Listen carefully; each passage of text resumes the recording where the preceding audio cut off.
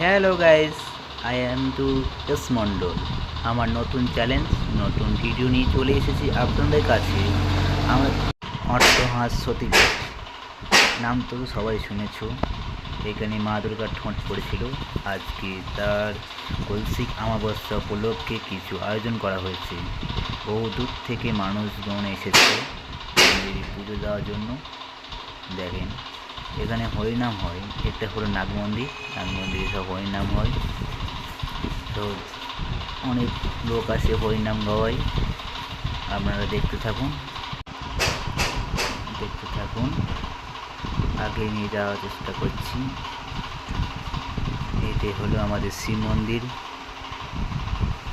মা দুর্গার আসল মন্দির এটি। এখানে সব কামনা করেছে।